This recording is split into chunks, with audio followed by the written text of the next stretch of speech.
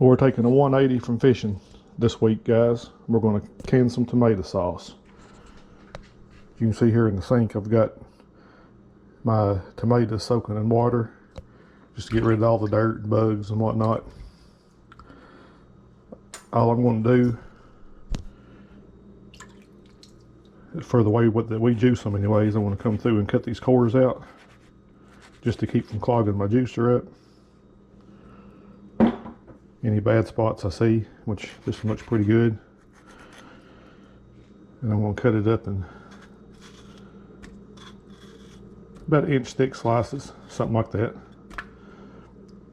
Now there's 1,000 different ways that you can juice tomatoes. Everybody's got their own process, and you need to use whatever works for you. But we're fortunate enough to have this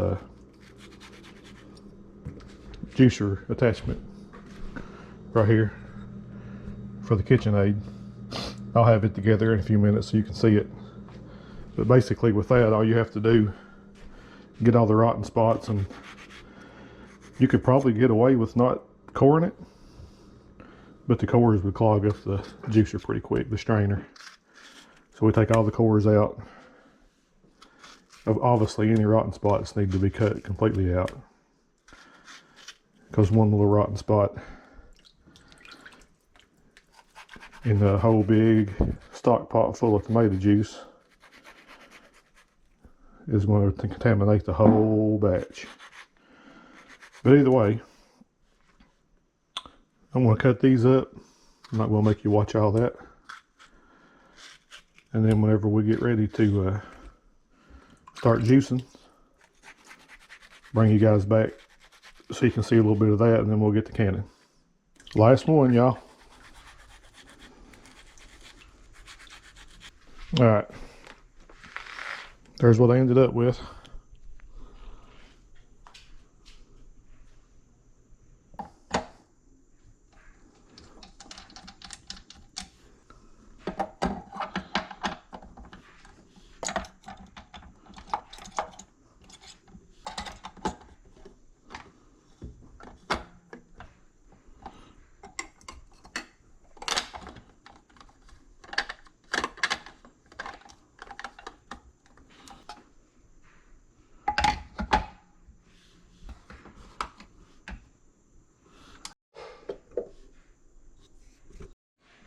So we use this KitchenAid mixer attachment, and if you've already got a KitchenAid mixer, it's definitely worth buying the attachment.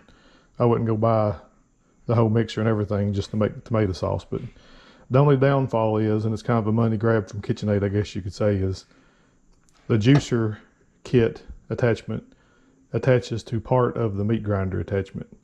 So you got to have the meat grinder attachment and the juicer attachment to juice, from the best I can tell.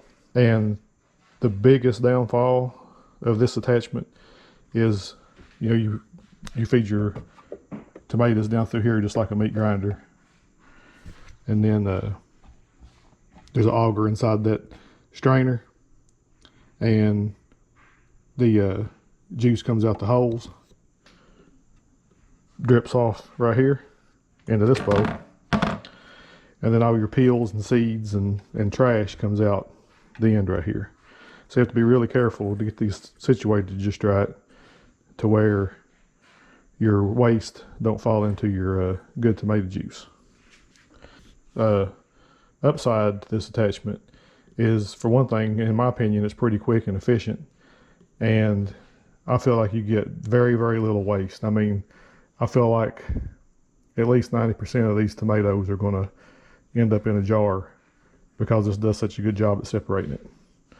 So we'll get to that part and get back with you in just a minute.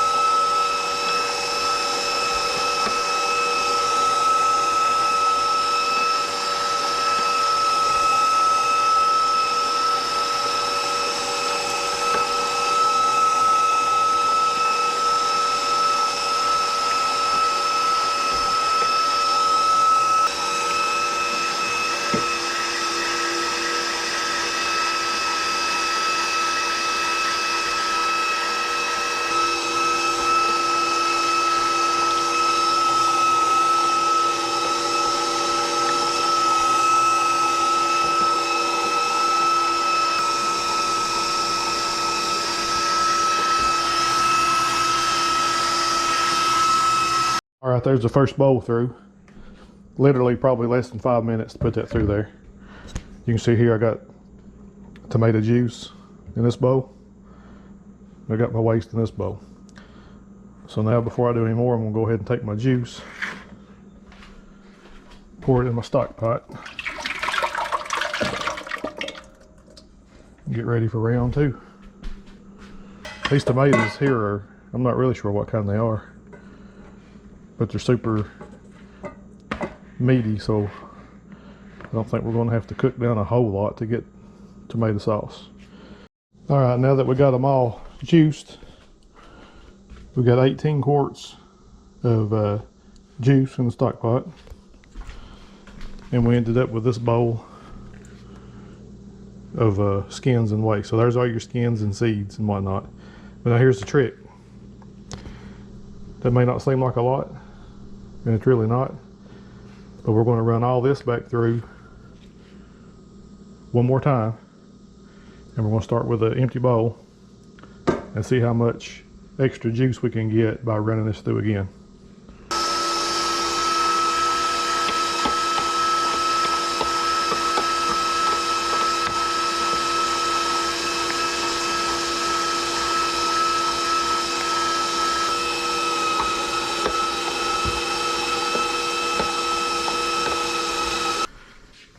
All right, so after running those back through again, this is a 3-quart bowl. So there's easily over 2 quarts of juice that came out of that. And as you can see, the waste was reduced down quite a bit, and you can tell it's a lot drier.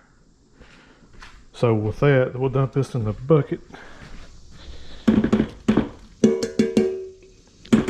And after taking the cores out and doing the juicing, that's all the waste we had. Probably 4 inches deep in the bottom of a 5-gallon bucket. Not too bad, I don't think. So now that I've got all my tomato juice in the stock pot, I'm gonna turn my burner on high. Now this is the part where if you want to do tomato juice instead of tomato sauce, you just skip this part. We do sauce because we use more sauce than we do juice. Plus it uses up less jars and less shelf space once you cook a lot of the water off of this and make sauce.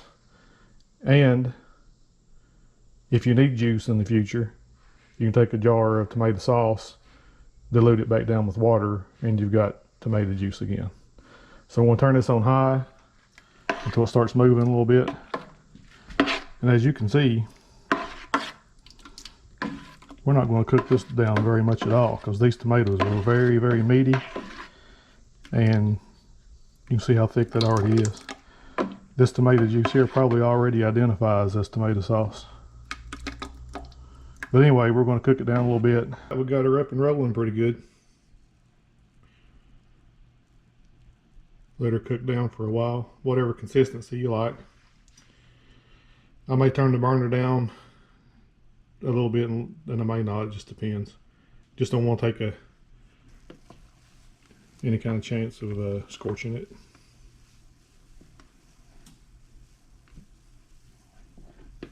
Alright, so this juice is cooked down almost 2 inches so far.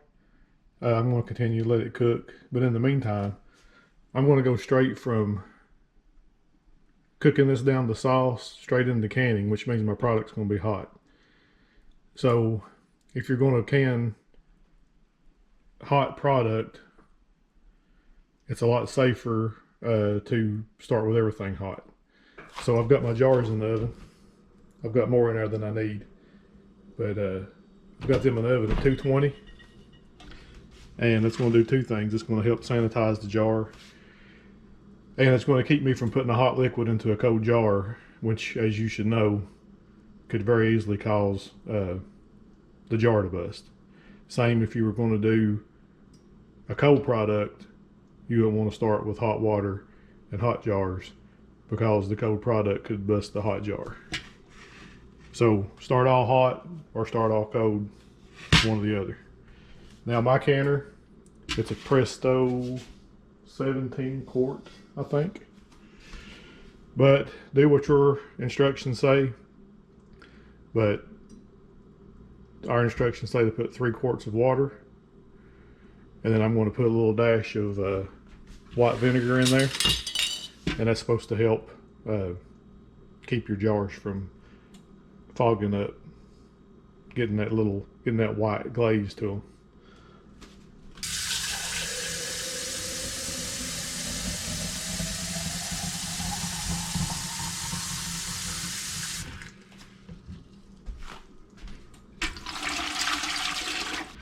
All right, I got my 3 quarts of water in. Put in a little splash of white vinegar.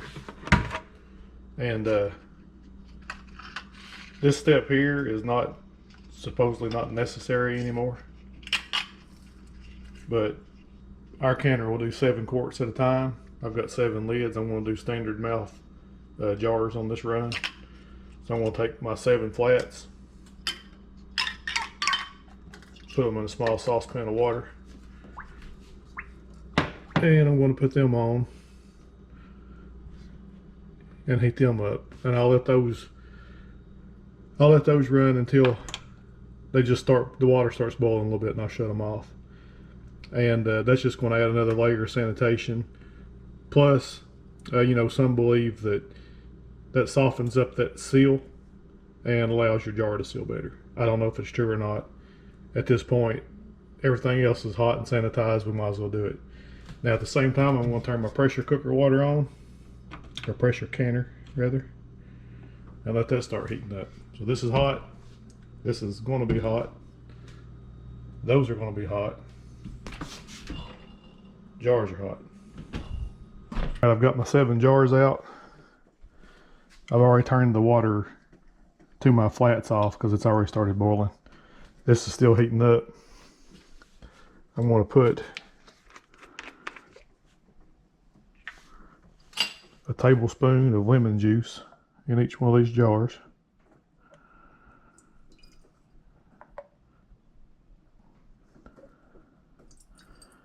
This will help stabilize the pH in this tomato juice or sauce, whatever you want to call it. Whichever one you're doing, it's the same as far as this step goes. And reduce the risk of botulism, which would not be fun. So I got a tablespoon of lemon juice in each jar. I got my canning funnel out here. I'm just going to use a clean coffee mug.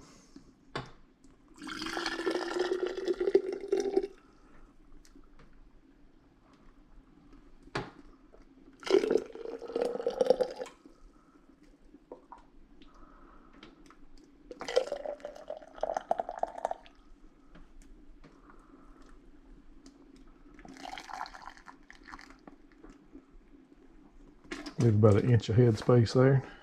All right, now that I've got them all filled, I'm going to take some vinegar on a paper towel. And I'm going to use that to wipe the top of my jars down. That'll make sure that they're good and clean so they'll seal good.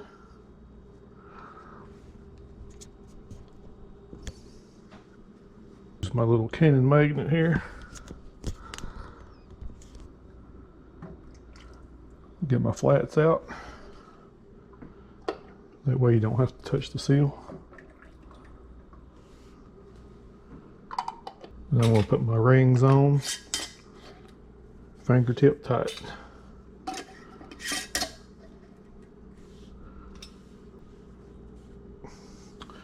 Now I'm going to load them in. If you're quick enough, you can grab them by the rings before they get too hot without having to use a rag or anything.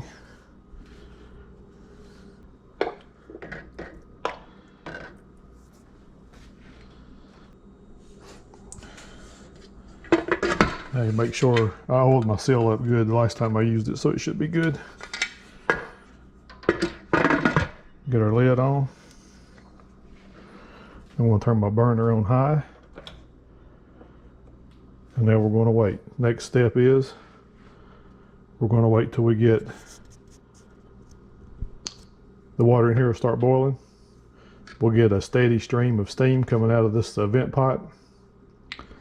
And once that gets steady, you're supposed to wait 10 minutes to make sure all the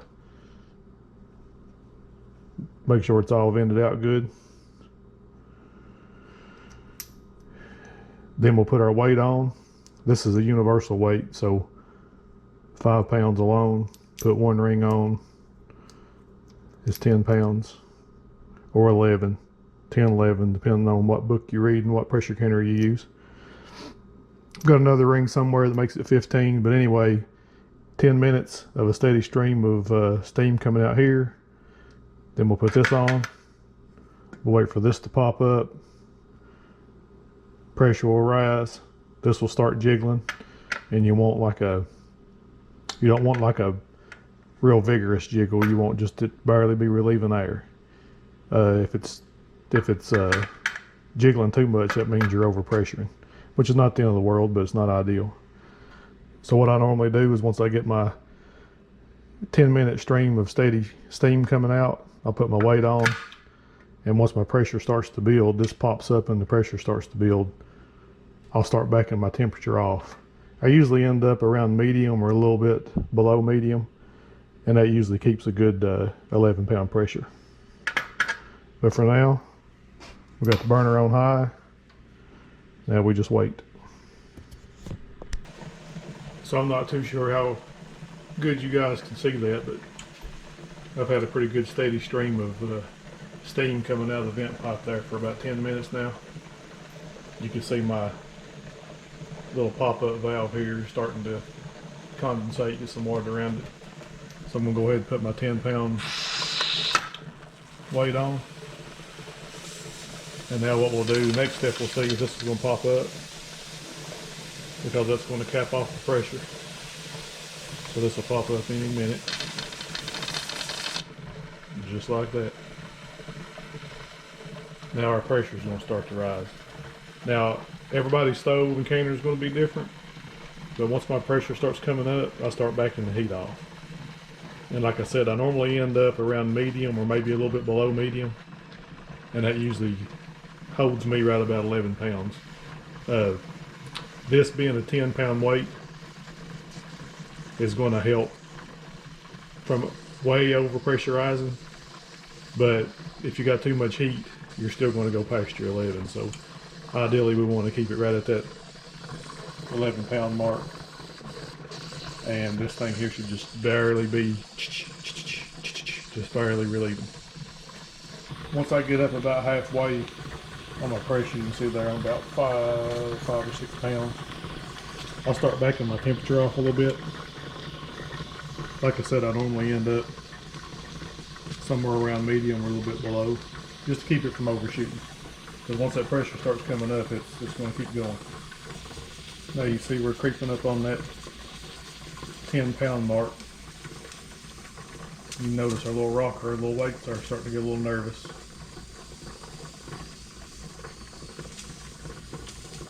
Now we're pushing that 11 pound mark. I'm going to go ahead and ease this temperature on down just a little bit, just to keep it from overshooting.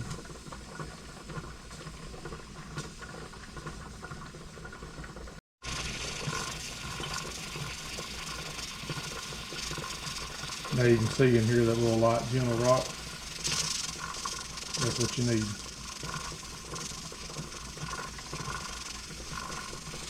You can see we're still setting at 11, just a little bit above. So I feel like it should equal out there pretty good. So once you start getting that movement, you can hear that air barely being released from your rocker. You're going to go 15 minutes. 15 minutes on tomato sauce and juice for a pint to a quart, according to my canning book anyway.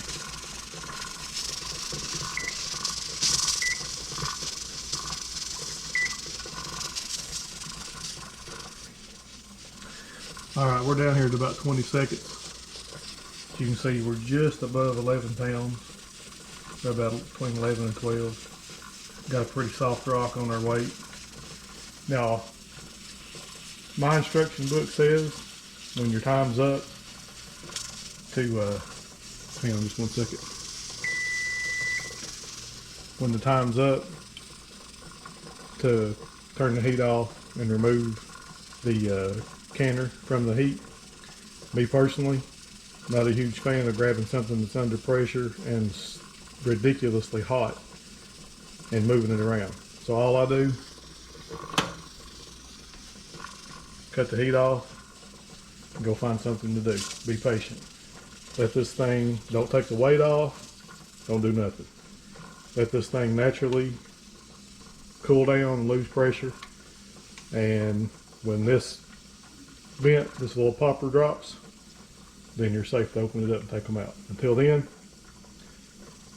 just like I said, just be patient. The cooking, the canning part of the canning process is easily the shortest, easiest part. The heating up, getting prepared, cooling back down and waiting, it's just all a time game. So just be patient. All right, guys, so this thing literally just fell.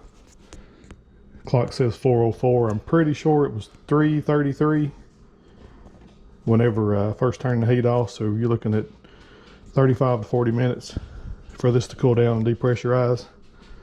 So now we're going to pull our weight off. We're going to open our lid away from us so all that steam don't come up in your face.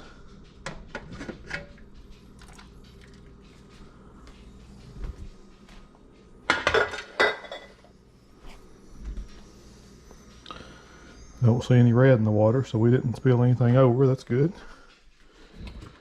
Now we're going to take our jar grabbers here, gently pick them up.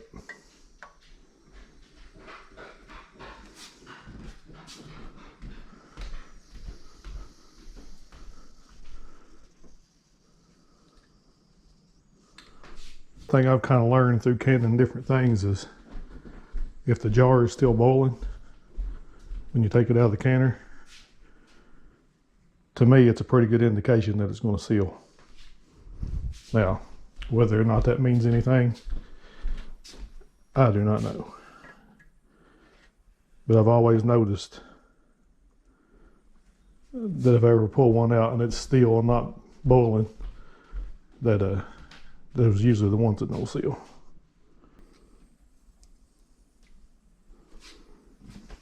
All right, so there's all 7 out. Now we just hope they seal. We're going to let them sit here for 24 to 48 hours without disturbing them. And at that point, store them in a cool place with no direct sunlight. Some people will take the rings off. Some people leave them on. Personal preference, do whatever you want to do. And then from that point on, it's just all you got left to do is make a pot of chili or whatever you need to do with it. And this stuff will be good for years, as long as it stays sealed. Hope y'all enjoyed it, and we'll catch y'all on the next one. So I literally just put the lid on batch number 2, got it heating up, and all 7 of these within about 10 minutes. Don't want to mess with them too much. I don't know if you can see it or not, but all 7 are already sealed. So far, so good.